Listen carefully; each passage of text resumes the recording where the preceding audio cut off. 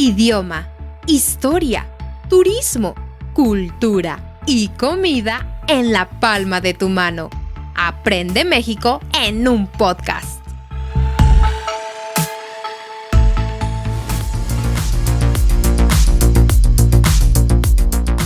Hola, hola mis queridos escuchas, ¿cómo están? Bienvenidos a otro episodio de Aprende México en un podcast. Mi nombre es Perla Muciño y me siento muy feliz de estar aquí con ustedes.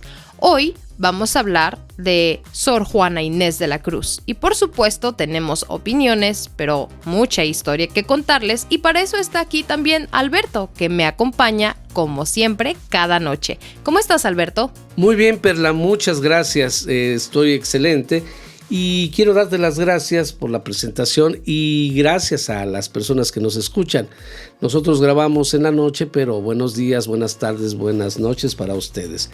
Efectivamente, vamos a hablar de una de las mujeres más representativas en la historia de México, principalmente conocida como una mujer, una supermujer.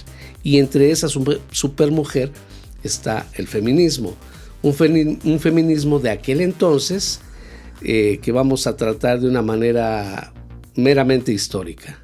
Sí, la idea de hablar de este feminismo es porque Juana Inés de la Cruz se hizo famosa por varias cosas. Su increíble inteligencia, pero su mordaz feminismo. Su manera de pensar era pero tan especial que ponía de cabeza literalmente a todo un imperio, ¿sí? Pero vamos a comenzar diciendo quién fue Sor Juana Inés de la Cruz. Sor Juana Inés de la Cruz era una pequeña que nació el 12 de noviembre de 1651 y murió pues joven realmente, el 17 de abril de 1695. Muy joven. Sí, pero imagínate que a los 3 años de edad ya sabía leer y escribir.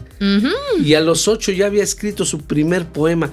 Era una niña prodigio. Sí, por supuesto. Era una niña prodigio que de alguna manera pues decidió encauzar toda su inteligencia y todo lo que tenía hacia la escritura, hacia muchas cosas que ahorita les vamos a ir narrando, pero protegida por en aquel entonces la Iglesia Católica. Sí, es muy complicado. La historia de Juana o de Sor Juana o en ese tiempo de Juana de Asbaje fue un ir y venir a causa de su increíble inteligencia, ¿sí? Ella nació en un pueblito, no en una cuna pobre, por supuesto que no, porque era de una cuna protegida, esto quiere decir de una familia protegida, pero definitivamente sí nació en un pueblito donde no tenían mucha fuerza esas personas, ¿sí? Sin embargo, se le dio educación, ¿ok?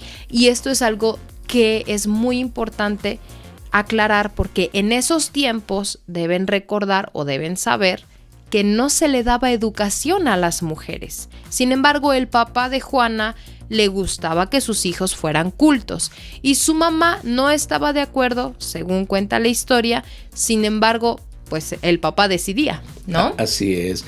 Y algo importante. Sor Juana Inés de la Cruz, nos vamos a referir a ella como Sor Juana Inés, porque a final de cuentas ese fue el nombre que adoptó al final como parte de la Iglesia Católica. Entonces, Sor Juana Inés, ella demostró de veras mucho intelecto para muchas cosas, no nada más para la escritura, ya que conocemos una de sus más grandes obras que se llama Hombres Necios. Es correcto. Pero no nada más fue buena en eso. Ella tenía una sensibilidad artística y estaba sedienta de conocimientos. Podemos imaginarnos una mujer en aquel tiempo, estoy hablando del siglo XVII, Perla, un siglo donde la mujer creo que no la volteaban a ver para nada. Y ella era buena en teología, en filosofía, en astronomía, en pintura y por supuesto la literatura. Sí, es correcto, era una mujer prodigio, un cerebro como pocas veces se ha visto. Especialmente se ha sabido porque no es muy sabido en mujeres. Y no porque estas no sean inteligentes, sino porque en la cultura estas mujeres generalmente son escondidas por los hombres o por las culturas, especialmente en esos tiempos. Entonces, bueno, ¿cómo fue que Sor Juana Inés se convirtió en Sor Juana Inés si solamente era una niña pues muy inteligente? Esa es la parte más bonita de la historia. Sor Juana era una niña tan inteligente que tuvo que ir a la gran ciudad a ser protegida por sus tíos, entre otras razones porque sus papás tuvieron que salir y bueno, la historia, ¿no? Pero estos papás no la querían cuidar como mujer y no querían a una mujer tan infame, ¿sí?, como una mujer brillante, que además de ser brillante, tenía la capacidad de retar a los hombres sin ninguna vergüenza. Muchos científicos e historiadores creen que esto se debió a la seguridad que le dio su padre de su propia inteligencia, ¿no? Entonces, llega Sor Juana Inés a los 8 años con sus tíos cerca de la gran ciudad. Su tía, que trataba de buscarle marido como a los 14 años, ¿sí?, que era el tiempo donde se estilaba tener matrimonios, y ella se negó. Entonces, por razones de suerte, llega a la corte de la virreina. En ese tiempo había virreyes, recuerden ustedes, todavía estamos hablando de la colonia. Y en ese tiempo, ella se hizo parte de la corte. Y de hecho fue muy extraño, porque no era una mujer blanca, era una criolla, 1. 2, era una mujer culta, y no había de esas mujeres. Entonces una serie de encantos, además de ese reto de ser feminista, de decirles yo soy poderosa porque puedo, encantó y voces dicen que enamoró a la virreina en ese tiempo, ¿sí? Entonces, ¿qué pasa? La virreina dice, yo quiero a esa mujer en mi corte, la quiero como parte de mi corte, y no recuerdo el puesto que tomó, pero fue la cortesana más cercana a la reina, a la virreina. En ese tiempo se supone que la virreina le pedía que le escribiera poemas, que le escribiera loas, que le contara cuentos, que le hablara de cultura, pero esa virreina al parecer no era muy culta y tampoco quería que las mujeres fueran demasiado cultas como Sor Juana, ¿no?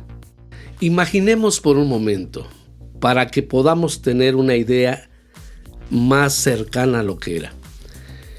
Estamos hablando del siglo XVII. Una mujer en ese tiempo en México, que no era de cuna noble, era prácticamente invisible. Independientemente del grado de riqueza que tuviera. Recordemos que en ese entonces aquí dominaba la corona española y también la Iglesia Católica. Entonces, la Iglesia Católica, pues se tiene que decir como es, era muy machista. No permitían y no toleraban a las mujeres inteligentes. Entonces, Sor Juana, pues traía la inteligencia de nacimiento y era imposible ocultarla. Entonces, la vida de Sor Juana fue posible única y exclusivamente porque encontró la protección de la virreina que dice Perla. De otra manera, hubiera entrado probablemente a las mazmorras de la Santa Inquisición en aquel entonces. Las cárceles. La Santa Inquisición es algo que todavía nos duele un poco hablar de ello. Quizás en otro momento hablemos de eso, pero era las autoridades torturando y fastidiando de la peor manera a todas aquellas personas que se oponían al tipo de enseñanza que daban ellos. Ahora, una mujer que tenía esas capacidades era una herejía, era algo que se tenía que castigar. Reprobable. Prácticamente la podrían acusar de bruja. Y totalmente, de hecho recibió acusaciones, pero la virreina de ese tiempo, si no me equivoco, se apellidaba Mancera. Esta virreina la protegió porque realmente amaba a Sor Juana. De hecho, hay mucha historia que cuenta que por una o dos razones, que en este caso tuvieron que ver con decisiones de Sor Juana se separa de la virreina y la virreina se queda sin el cobijo de Sor Juana, sin las palabras de Sor Juana, y la virreina enloquece. La virreina queda totalmente loca, perdida por el abandono de Sor Juana, porque además de ser una mujer brillante, se supone que tenía una personalidad extraordinaria, que podía enamorar a hombres y a mujeres, y que además no lo ocultaba. Claro, ¿sí? Ella era un diamante porque tenía ese magnetismo. Uh-huh. De tal manera que, bueno, pasándonos unos años después, el clero, la Iglesia Católica, por medio de un obispo, no sé realmente quién era, cómo lo marca la historia, pero era un representante de la Iglesia muy, muy estricto. Y entonces él no veía con buenos ojos que Sor Juana escribiera, que Sor Juana estudiar astronomía, filosofía y todo lo demás. Y entonces en ese momento, ¿qué fue lo que pasó? Que empezó a hacerle la vida pesada. Sí, trataba muy difícil por todos los medios de sacarla de la iglesia y de poder juzgarla como se juzgaría a un criminal. Uh-huh. Pero afortunadamente la gran capacidad de Sor Juana también para enfrentar ese tipo de cosas y la protección que tenía de algunas personas a las cuales realmente había enamorado con su inteligencia, la salvaron. Es correcto. Y esto también tiene que ver cómo fue que Sor Juana llegó a la iglesia, porque no fue un paso fácil para una mujer inteligente, considerando que la iglesia castigaba, como decía Alberto, la inteligencia en una mujer, ¿sí? Según estos hombres, al tener matriz era imposible pensar, ¿ok? Entonces Sor Juana les demostró que esto era totalmente olvidé la palabra, pero era totalmente incorrecto, ¿sí? Entonces, ¿qué pasa? Por una razón u otra, Sor Juana fue engañada. No la dejaban estudiar en la corte real, ¿sí? Porque por consejos de la iglesia era una mala imagen para los reyes, ¿sí? Entonces la mandan a las Carmelitas Descalzas, que era una especie de convento demasiado riguroso, ¿sí? Donde no la dejaban estudiar nada. Solamente duró 3 meses porque, según la historia cuenta, que se intentó suicidar. Así, amaba tanto sus libros, amaba tanto saber, que se intentó suicidar cuando no pudo hacerlo. Entonces cambió, ella fue muy complicada esa historia, pero ella cambió y se fue entonces a San Jerónimo, ¿sí? Al convento de San Jerónimo. Entonces ahí ella, entre comillas, estudiaba la palabra de Dios con teología, ¿sí? Pero al mismo tiempo estudiaba grandes filósofos, estudiaba grandes libros que también le traficaba la segunda virreina, ¿sí?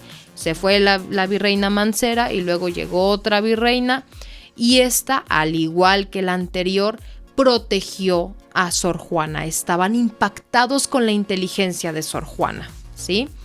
Entonces, Sor Juana fue, por un lado, agredida, muy lastimada por la iglesia, por los hombres, por las mismas mujeres que reprobaban las acciones de Sor Juana, y por otro lado, era alabada, amada, querida, aplaudida por las personas que amaban la inteligencia, ¿sí?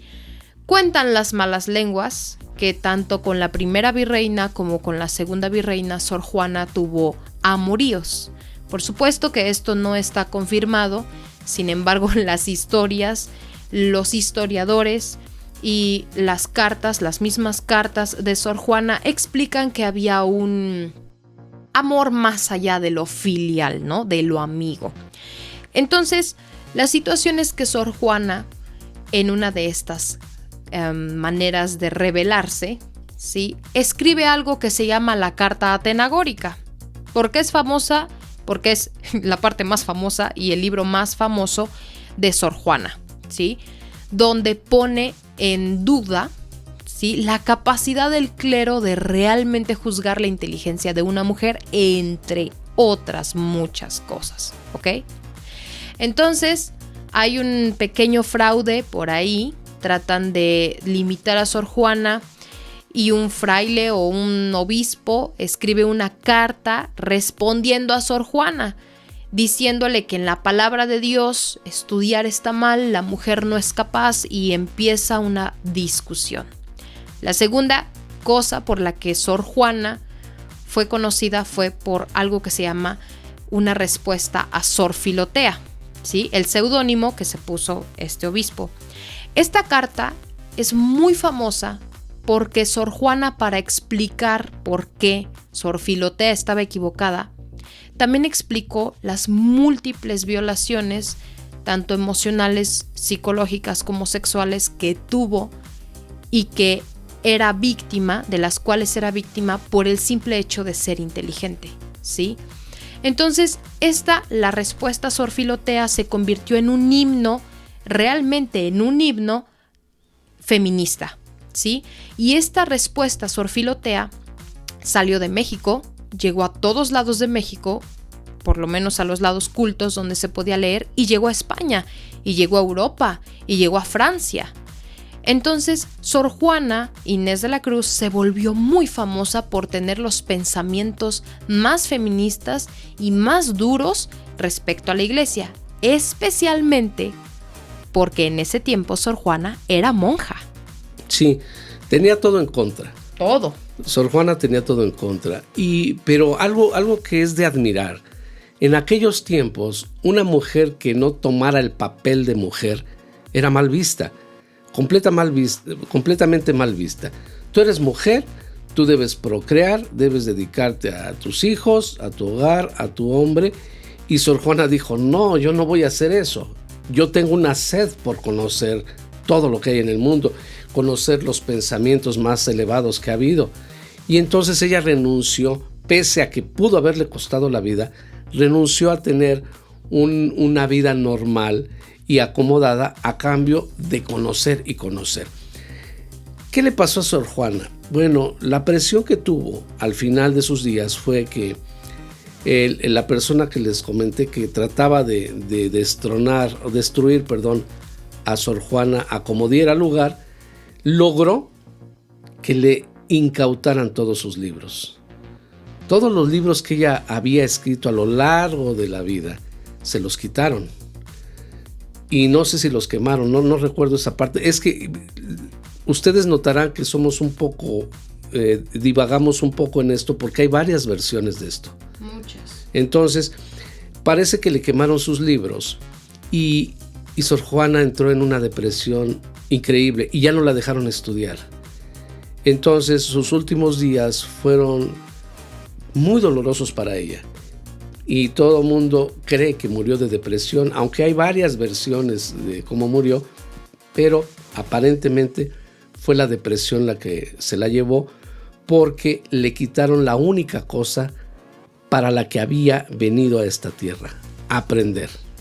Es correcto, y es que también esta respuesta a Sor Filotea se supone que fue como nosotros decimos la última piedra, ¿no? La piedra que terminó por sepultarla. Por sepultarla. Gracias. ¿Por qué? Porque la carta a Sor Filotea fue muy dura contra los hombres. Entonces la castigan porque hablando como monja le escribe a otra monja, hablando muy dura de los hombres, tanto de la iglesia como los hombres generales, la castigan, le quitan sus libros con los que estudiaba, le quitan papel y pluma, le quitan libros, los queman, los esconden, ¿sí? Entre comillas, porque amaban tanto los escritos de Sor Juana que muchos quedaron guardados y aún ahora podemos verlos, ¿sí? Podemos leerlos, disfrutarlos, pero le quitan, por decirlo así, su alma. Entonces en ese tiempo llega una peste a México, ¿sí? Y la gente empezaba a morir. Las monjas, como todas, trataban de ayudar a estas personas. Sor Juana, entre otras cosas, era muy buena en la medicina hipocrática porque estudiaba demasiado. Entonces ella tenía los remedios para ayudar a las personas y para ayudarse a sí misma. ¿Qué pasa y por qué dicen que murió de depresión? La versión oficial de la muerte de Sor Juana es que murió por esta epidemia, ¿sí? Pero dicen que ella se dejó morir, porque no tenía nada más para vivir, no tenía libros, no tenía estudio, no dejaban hablar. Entonces ella se deja morir porque tenía los conocimientos para salvarse, pero no se quiso salvar sabiendo que iba a vivir otros muchos años sin la posibilidad de leer, de estudiar o de escribir. Entonces sí, por eso se dice que realmente Sor Juana se dejó morir de depresión.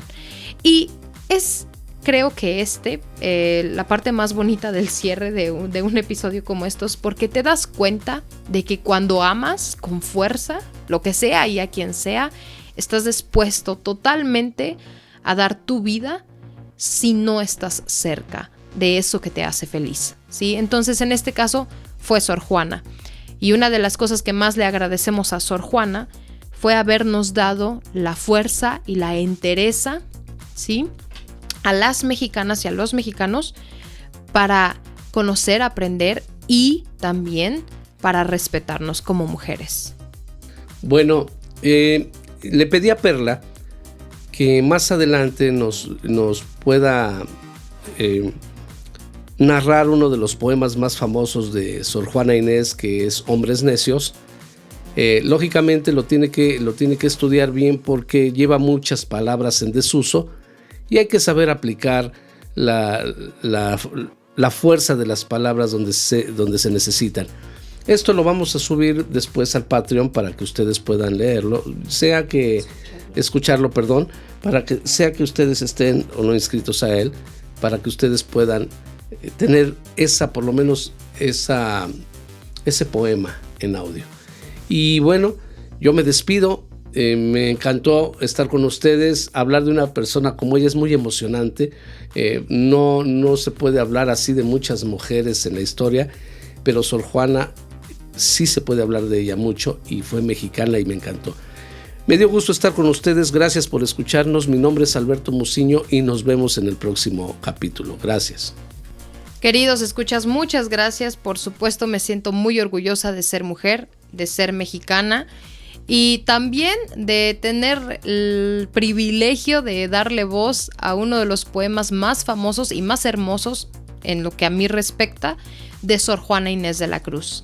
Entonces, no se olviden de visitar Patreon. Yo creo que se los vamos a avisar también en Instagram cuando ya esté disponible el audio del poema Hombres Necios. Así que, queridos escuchas, les agradezco muchísimo. Por cierto, como un spoiler y un bonus extra, ¿sí? Para aquellos que ya tienen un español muy avanzado o que son nativos y quieren escuchar más sobre esto, les recomiendo que en YouTube encuentren o busquen Juana Inés por Canal 11. Son 6 episodios los que están ahí. Es una película prácticamente de la vida de Juana Inés, mi favorita, para ser honesta, ¿sí? Y está fundamentado por las ciencias de historia y antropología de México, de la universidad y otras universidades de España y de Francia. Así que lo que ven ahí, sí, por supuesto son actrices y actores, pero está fundamentado, es historia de verdad. Así que si están en esa disposición de conocer más de esta increíble mujer, pueden ver esta serie y platicamos en clase, ¿por qué no? Queridos escuchas, gracias por su tiempo, gracias por su atención y por acompañarnos en este hermoso momento feminista bonito, histórico de México. Que tengan un hermoso día, tarde o noche. Nos vemos. Hasta pronto. ¡Mua!